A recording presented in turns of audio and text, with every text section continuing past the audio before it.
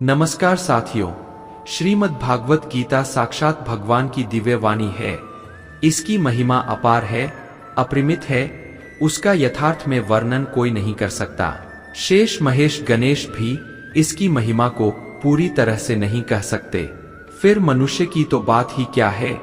गीता सर्वशास्त्रमय है, इसे सारे शास्त्रों का खजाना कहा जाता है। गीता का भली भांति ज्ञान हो जाने पर सभी शास्त्रों का तात्विक ज्ञान अपने आप हो जाता है। गीता को हम भगवान से भी बढ़कर कहें तो कोई अत्याउक्ति नहीं होगी। भगवान ने स्वयं कहा है, मैं गीता के आश्रय में रहता हूँ, गीता मेरा श्रेष्ठ घर है। गीता के ज्ञान का सहारा लेकर ही मैं तीनों लोकों का पालन करता हूँ। श्रीमद् भागवत गीता एकमात्र ऐसा ग्रंथ है जो मनुष्य को जीने का सही तरीका बताती है। गीता जीवन में धर्म, कर्म और प्रेम का पाठ पढ़ाती है। मित्रों, श्रीमद् भागवत गीता का ज्ञान मानव जीवन और जीवन के बाद का जीवन दोनों के लिए उपयोगी माना गया है। भगवद गीता में कुल 18 अध्याय है और 700 श्लोक है, जिसे सभी के लिए पढ़ पाना थोड़ा मुश्किल है। इसीलिए आज के इस बेहद ही खास वीडियो में हम श्रीमद् भागवत गीता के 101 विचारों के बारे में बात करने वाले हैं, जिन्हें जानकर आप श्रीमद् भागवत गीता का सही मतलब समझ पाएंगे। इसलिए इन विचारों को आप हर रोज रात में सोने से पहले सुने। तो चलिए अब देर नहीं करते हुए वीडियो शुरू करते हैं। दोस्तों, भगवान श्री कृष्ण कहते हैं, व्यक्ति को सदैव बुराई से बचकर रहना चाहिए। अगर कोई बुरा कर्म करता है तो वह कर्म उसको अपने जीवन में भोगना ही पड़ता है। जिस प्रकार सैकड़ों गायों के बीच बछड़ा अपनी मां को खोज लेता है, ठीक उसी प्रकार कर्म का फल आपको हजारों के भीड़ में भी खोज लेगा। माधव कहते हैं, किसी जीव को कष्ट देकर आप मुझे खुश नहीं देख सकते हो। श्री कृष्ण जगत के स्वामी है, वह कण कण में निवास करते हैं। छोटे से छोटे जीव के हृदय में ईश्वर का वास होता है। उस जीव को कष्ट का अनुभव होना ईश्वर को कष्ट का अनुभव कराता है। इसीलिए किसी भी जीव को कष्ट देना ईश्वर को कष्ट देने के समान है। मृत्यु एक अटल सत्य है, जिसे कभी बदला नहीं जा सकता है। इस संसार का जब से निर्माण हुआ है, तब से जन्म मृत्यु का चक्र चलता आ रहा है। दोस्तों, जिस प्रकार मनुष्य अपने पुराने वस्त्रों को त्याग कर नए वस्त्र धारण करता है, ठीक उसी प्रकार आत्मा पुराने व्यर्थ शरीर को त्याग कर नए शरीर को धारण करती है। यह प्रकृति का नियम है। इस सत्य को स्वीकार करके भयमुक्त होकर आज में जीना चाहिए। ज्ञानी व्यक्ति ना तो मरने वाले का शोक करते हैं और ना ही उनका शोक करते हैं जो अभी जिंदा है, क्योंकि वह जानते हैं जो मर गया वह फिर से जन्म लेगा और जो जिंदा है वह एक दिन जरूर मरेगा। केवल ज्ञान ही एक ऐसा अक्षय तत्व है जो कहीं भी, किसी भी अवस्था में और किसी भी काल में मनुष्य का साथ नहीं छोड़ता। धरती पर जिस प्रकार मौसम में बदलाव आता है, ठीक उसी प्रकार जीवन में भी सुख दुख आता जाता रहता है। योद्धा हो या जीवन, सफलता केवल 3 शास्त्रों से प्राप्त होती है: धर्म, धैर्य और साहस। कोई भी मनुष्य जन्म से नहीं बल्कि अपने कर्मों से महान बनता है। कुछ पाना है तो खुद पर भरोसा कीजिए, क्योंकि सहारे कितने भी सच्चे और अच्छे हो, साथ छोड़ ही जाते हैं। दोस्तों, मित्र गरीब है या अमीर मायने नहीं रखता, बल्कि वो आपके बुरे समय में आपका साथ कितना देता है, यह मायने रखता है। धर्म चाहे जो भी हो, अच्छे इंसान बनो, हिसाब तुम्हारे कर्म का होगा, धर्म का नहीं। खुशी के लिए काम करोगे तो खुशी नहीं मिलेंगे, लेकिन खुश होकर काम करोगे तो खुशी जरूर मिलेंगे। जब आप दूसरों के लिए अच्छा चाहते हैं तो वही अच्छी चीजें आपके जीवन में वापस आती है। यही प्रकृति का नियम है। आपका मूल्य इससे तय नहीं होता कि आप क्या है, यह इससे तय होता है कि आप खुद को क्या बनाने की क्षमता रखते हैं। हंसता हुआ मन और हंसता हुआ चेहरा, यही सच्ची संपत्ति है। मनुष्य हमेशा अपने भाग्य को कोसता है, यह जानते हुए भी कि भाग्य से भी ऊंचा उसका कर्म है जो उसके स्वयं के हाथों में है। कमियां भले ही हजारों हो तो मैं, लेकिन खुद पर विश्वास रखो कि तुम सबसे बेहतर करने का हुनर रखते हो। जितना इंतजार परमात्मा आपसे करवा रहा है, समय आने पर वो इतना देगा कि संभाल भी नहीं पाओगे। भगवान श्री कृष्ण कहते हैं, जिस प्रकार प्रकाश की ज्योति अंधेरे में चमकती है, ठीक उसी प्रकार सत्य भी चमकता है। इसलिए मनुष्य को हमेशा सत्य की राह पर चलना चाहिए। दोस्तों, क्रोध मनुष्य को नरक की ओर ले जाने वाला द्वार है। क्रोध करने से व्यक्ति का मन अशांत हो जाता है। वह आवेश में आकर कई बार अपना ही नुकसान कर बैठता है। भगवान श्री कृष्ण कहते हैं, मनुष्य को क्रोध करने से बचना चाहिए। कितना भी गुस्सा आए, स्वयं को शांत रखने का प्रयास करे। दूसरों का भला करने वाले मनुष्य को हमेशा कष्टों का सामना करना पड़ता है, क्योंकि हमेशा फल देने वाले वृक्ष को भी पत्थरों की मार सहनी पड़ती है। सत्य से कमाया धन हर प्रकार से सुख देता है। छल कपट से कमाया धन दुख ही दुख देता है। चुप रहने से बड़ा कोई जवाब नहीं, और माफ कर देने से बड़ी कोई सजा नहीं होती। जब मेहनत करने के बाद भी सपने पूरे नहीं होते तो रास्ता बदलिए, सिद्धांत नहीं, क्योंकि पेड़ भी हमेशा पत्ते बदलता है, जड़ नहीं। किसी की संगत से आपके विचार शुद्ध होने लगे तो समझ लेना वह कोई साधारण व्यक्ति नहीं है। आपका कठिन समय ही आपको मजबूत बना देता है। एक समझदार व्यक्ति वही है जो दूसरों को देखकर उनकी विशेषताएं से सीखता है, उनसे तुलना और ईर्ष्या नहीं करता। संबंध बड़ी बड़ी बातें करने से नहीं, छोटे छोटे भाव को समझने से गहरे होते हैं। यदि सब कुछ खोकर भी आप में कुछ करने की हिम्मत बाकी है, तो समझ लीजिए आपने कुछ खोया ही नहीं। कर्म ही सबसे बड़ा धर्म है। मित्रों, भगवान श्री कृष्ण गीता में अर्जुन को उपदेश देते हुए कहते हैं, व्यक्ति कर्म करने के लिए ही पैदा हुआ है और बिना कर्म किए कोई रह नहीं सकता। मनुष्यों को परिणाम की चिंता किए बिना अपने कर्तव्यों का पालन करना चाहिए।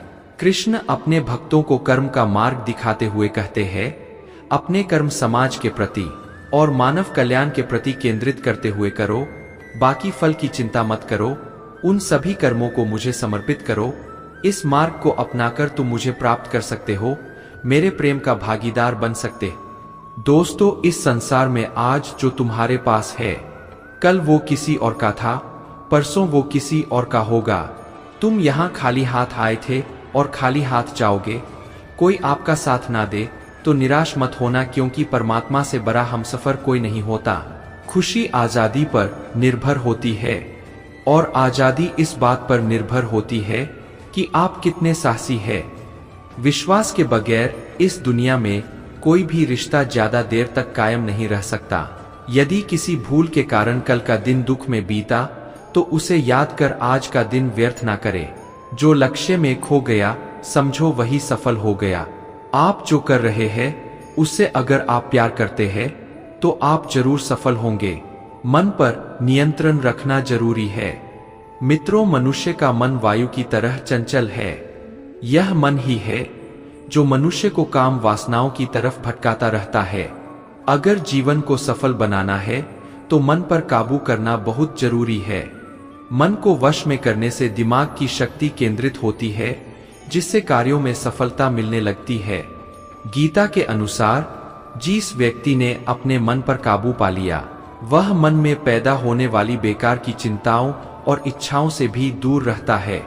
साथ ही व्यक्ति अपने लक्ष्य को भी आसानी से प्राप्त कर लेता है। अगर मन को वश में नहीं करोगे, तो वह तुम्हारा सबसे बड़ा शत्रु बन जाएगा। अज्ञानी व्यक्ति स्वयं के लाभ के लिए कार्य करते हैं, जबकि बुद्धिमान लोग विश्व के कल्याण के लिए कार्य करते हैं। यदि किसी काम को करने में डर लगे, तो याद रखना यह संकेत है कि आपका काम वाकई में बहादुरी से भरा हुआ है। कमजोर व्यक्ति से दुश्मनी ज्यादा खतरनाक होती है, क्योंकि वह उस समय हमला करता है जिसकी आप कल्पना भी नहीं कर सकते। झूठ कितना भी बलवान क्यों ना हो, वह सच को नहीं दबा सकता। अपने विचारों को पवित्र बनाओ, क्योंकि व्यक्ति अपने विचारों से ही अनंतकाल तक जीवित रहता है। इतना कमजोर मत बनो कि कोई आपको तोड़ सके, बल्कि इतना मजबूत बनो कि आपको तोड़ने वाला खुद ही टूट जाए।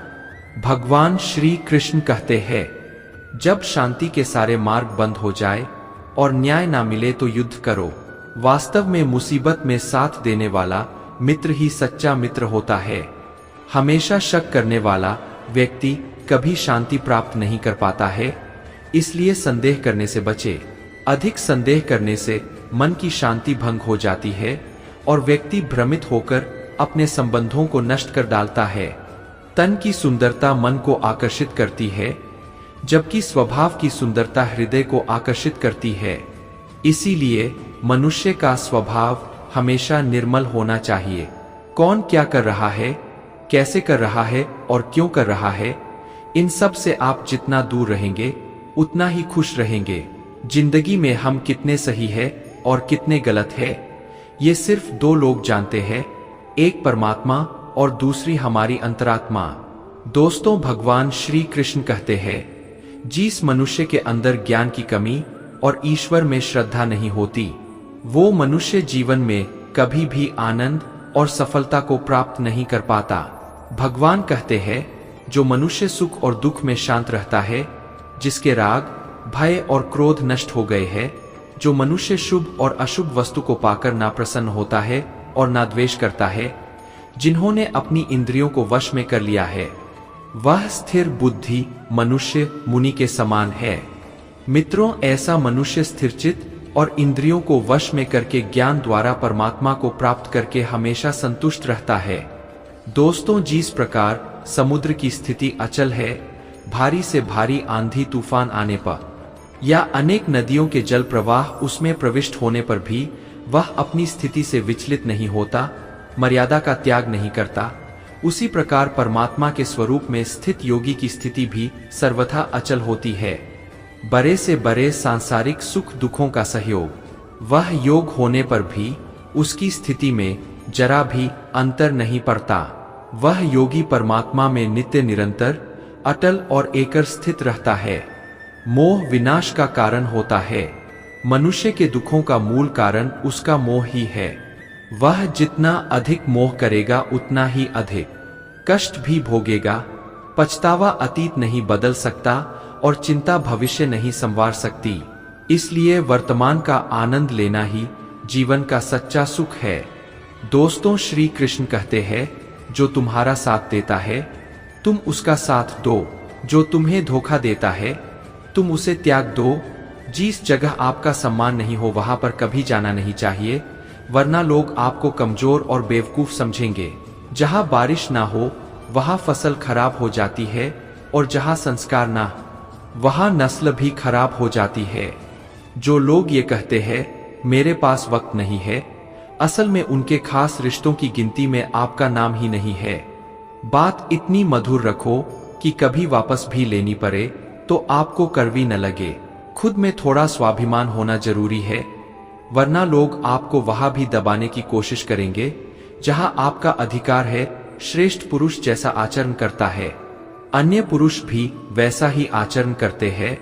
वह जो कुछ प्रमाण देता है, समस्त मनुष्य समुदाय उसी के पद चिन्हों पर अपने रास्ते चुनता है। इसलिए सज्जन व्यक्तियों को सदैव अच्छा व्यवहार करना चाहिए। मित्रों, जो मनुष्य ईश्वर में श्रद्धा नहीं रखते, वो अज्ञानी मनुष्य जीवन में कभी भी सुख शांति और सफलता को प्राप्त नहीं कर पाते। ऐसे मनुष्य की बुद्धि विपरीत हो जाती है। वे लौकिक और पारलौकिक सब प्रकार के सुख साधनों को विपरीत ही समझने लगते हैं। इसी कारण वे विपरीत आचरणों में प्रवृत्त हो जाते हैं। इसके फलस्वरूप उनका इस लोक में और परलोक में पतन हो जाता है। वे अपनी वर्तमान स्थिति से भी भ्रष्ट हो जाते हैं और मरने के बाद उनको अपने कर्मों का फल भोगने के लिए सूकर कूदकर आदि नीचे योनियों में जन्म लेना पड़ता है। साथियों, मैं आशा करता हूँ कि आपने इस वीडियो से बहुत कुछ सीखा होगा। वीडियो को लाइक और शेयर करके कमेंट में जय श्री राधे कृष्ण लिखना न भूलें और ऐसे ही ज्ञानवर्धक वीडियो देखने के लिए हमारे चैनल को सब्सक्राइब करें। अंत तक सुनने के लिए आपका बहुत बहुत धन्यवाद। जय श्री राधे कृष्ण।